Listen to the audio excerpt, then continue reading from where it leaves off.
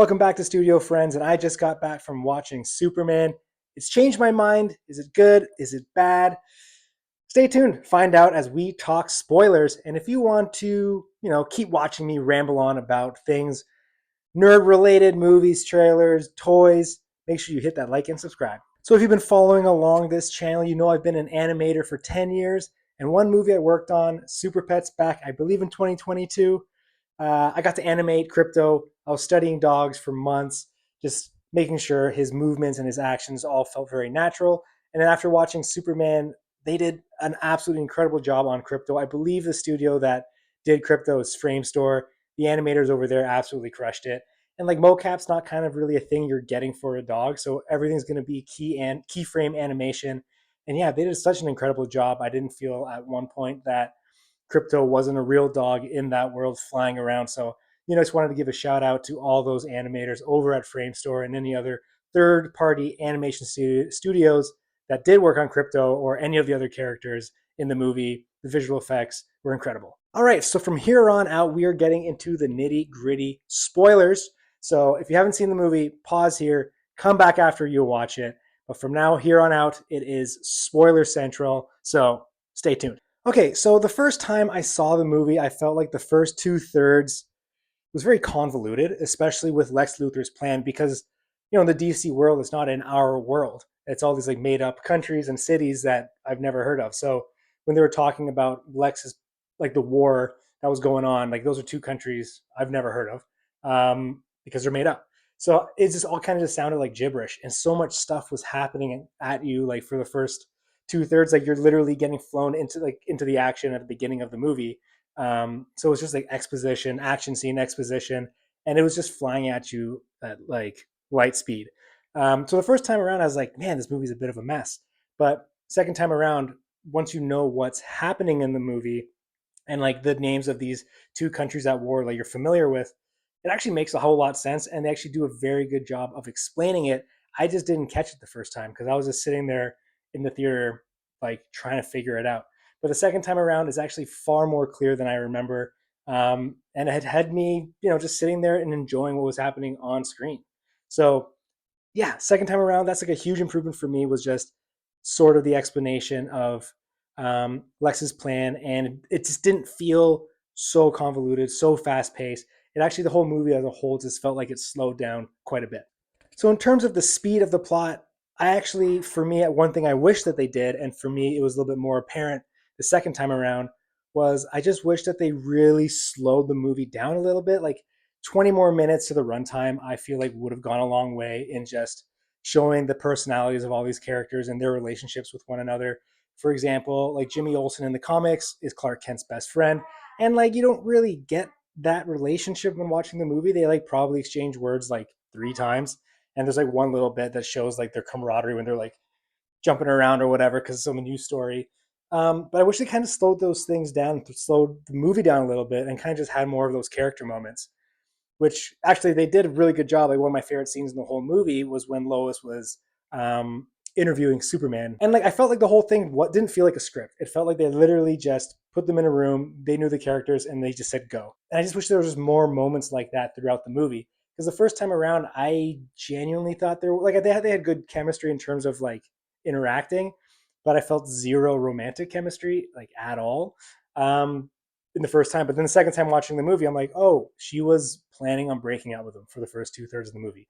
I didn't even catch her say that um, to I forget which character it was, but I didn't even catch her saying that in the movie the first time. But the second time when she was talking to him, saying like, actually, I was gonna go and break up with him, but she didn't. And then that whole romance kind of, for me, blossomed in the second half of the movie, and especially hit home when, at the end of the movie, they fly up into that building, and she finally says, "I love you," and like I felt that. I felt that that was real. I felt that that was genuine. So more about the characters and just the acting in general. I really loved Ma Kent. Her like thick Southern drawl was so good, so charming.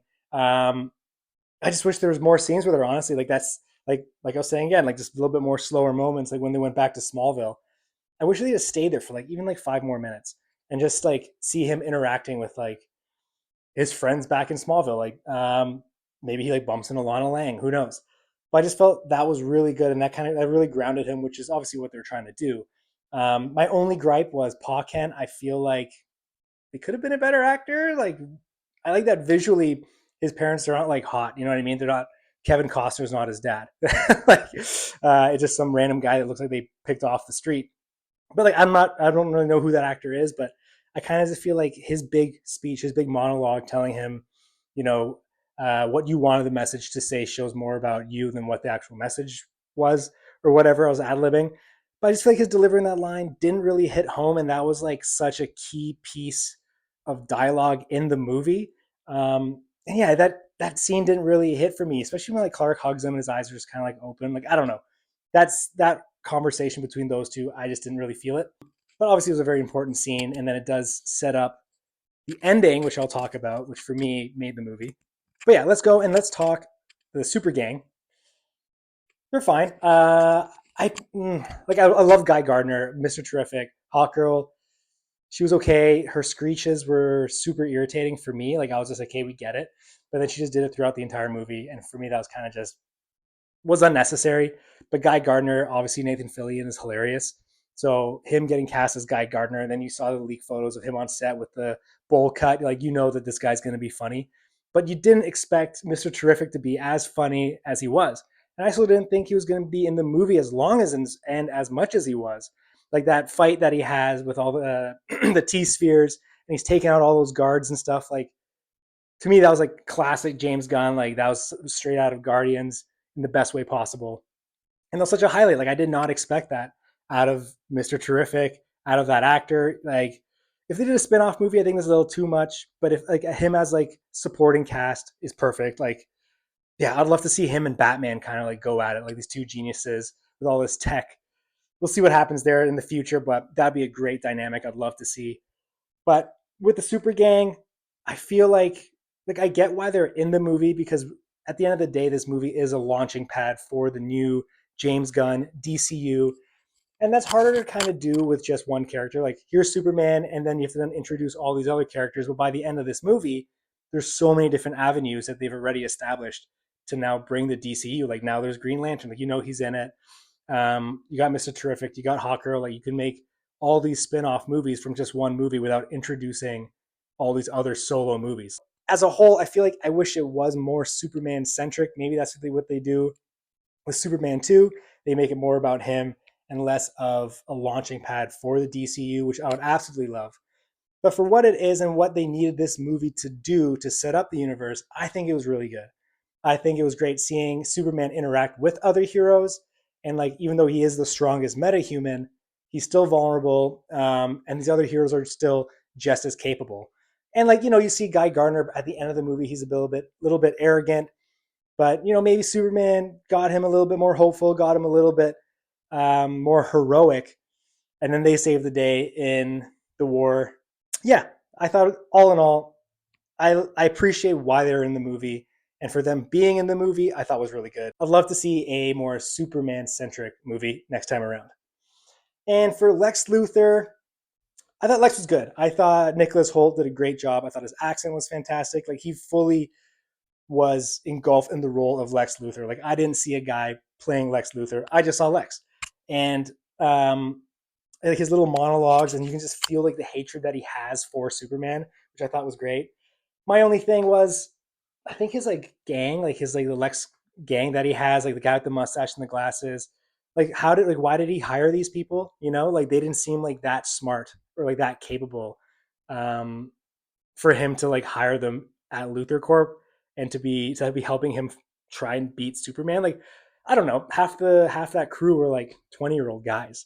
Like maybe they were trying to go like Elon Musk with Doge hiring all these like 20-year-olds to be part of Doge. I don't know, maybe that was kind of like what their casting thought process was. But I just didn't like it. I would have preferred if it was just him and like his like employees were just like they didn't really show them much. Like I wish that was kind of the case. Like the guy with the mustache and the glasses was just like too cartoony, even though I know, yes, it's a comic book movie. But he just took me out of it. I'm like, no, this guy is not a real person. Like, he doesn't exist. He has a mustache, so do I. Maybe I'm jealous his is a little better, but he took me out of the movie. And Eve, Lex's girlfriend, like I get why she's in the movie. Like her side plot with Jimmy was to me stupid. Like I didn't Second time around, I still didn't really like her character. Like she was just like so over the top, trying to be like this influencer type character. Like she wasn't funny either. Like she just wasn't, didn't make any sense. I wish she was maybe a little bit more of like a serious character or just like a more believable, like ditzy blonde, or is she secretly super smart with all those selfies with all the important information in the back? They kind of just didn't really lean either way. They just kind of made that all sort of a fluke, which to me is whatever. Like it's a fluke that she took those selfies and the important information just happened to be behind her, or is she like a genius and then that was her way of beating Lex? But that whole subplot with Eve and Jimmy for me didn't really hit home, especially the second time around. I still didn't like it, and maybe I've liked it a little less. Okay, so I guess let's bring it to the end of the movie because for me that was the best part. The first time around when I saw the movie, two thirds of the way in, I thought it was fine. I was like, not as good as Guardians 1 or 3, better than Guardians 2. Um, not as good as Suicide Squad, like not as good as James Gunn's Suicide Squad. I thought the movie was okay, but then the last scene when the robots are showing him that footage of him growing up in Smallville with his adoptive parents and that big grin on his face and that Iggy Pop song playing, like man, like I fully had tears running down my face. And if you didn't have tears running down your face, you probably love Man of Steel. You're probably a huge Snyderverse guy and you just want to be a hater because there's absolutely no way you weren't feeling something during that sequence. And for me, like I just had a son. And I was picturing him the entire time, like holding him, helping him fly around. And like I raced home and I just like picked up my son. I was like, oh my God, you're going to be Superman one day. And then the second time around, I was just as emotional, if not more. Um, Man, it was so good. And then with Supergirl flying in, crashing in, that was great. I was not excited for a Supergirl movie, but that little bit that she was in, I was like, man, this character is hilarious. I can't wait to see what kind of adventures she gets into. I feel like she's almost going to be kind of like a Thor type character, like especially in Thor Ragnarok, like a little bit goofy, like drinking, kind of like uh, I don't know, macho-y. I feel like that's kind of be her character. She's gonna be almost like a really cool bro. And I love that Crypto's her dog, and Crypto's like so aggressive with her, like playfully aggressive, and like smashing her around and stuff. Like I thought that was so funny, and that explains why Crypto was the way he was. It's not because Superman is a bad dog dad. He's just it's not his dog. It's not his place to train someone else's dog. So I love that whole turnaround. And actually, just in the end, James Gunn did such a good job of tying in like every loose end. Like in the first half when they got into the Fortress of Solitude and they're like, "Oh, how'd you get in?" There's like bio encrypted. Like in the movie, I was like, "How the hell did they do that?" Like this, that's just something they're just not going to address later on. But then obviously they do with Ultraman being a clone of Superman, and just like everything just really fit in. Like I feel like at the end of the movie, he tied up all loose ends and put a big fat bow on it with that last sequence with Clark looking at his foster parents. Yeah, all in all, the second time around really changed my mind on this movie. The first time I thought it was a mess, except for the ending, and it was fine. Like I thought it was okay. But the second time around, when you can really just enjoy it and see it for what it is, and just know that it's a launching pad for the rest of the DCU, it's hard to hate this movie. So when I first saw it, it was a 7.5 out of 10. Now it's probably an 8.5, almost a 9, almost. If it just had a little bit more of those slower moments, maybe an additional 10, 15 minutes to have that, show some more characterization of these characters and just showing off their personalities a little bit more and their chemistry. I would have loved that, but they didn't. So that's why it's not a 9, an 8.5, which is really good. That's like it's pretty high up. That's a high bar for me. Probably the best superhero movie in the last 5 years, maybe. Like Deadpool 2, I really enjoyed, but I'd say it's the one or two best superhero movie in the last 5 years. Anyway, that was me rambling on. That was a big old rant. Let me know your thoughts on Superman down below. You've seen it once, you've seen it twice. Are you going to see it 3 times? And if you have, did it make it better? Did it make it worse? Yeah, let me know. Let's get this conversation started. If you like this kind of content, make sure you like and subscribe, and I'll see you guys in the next one.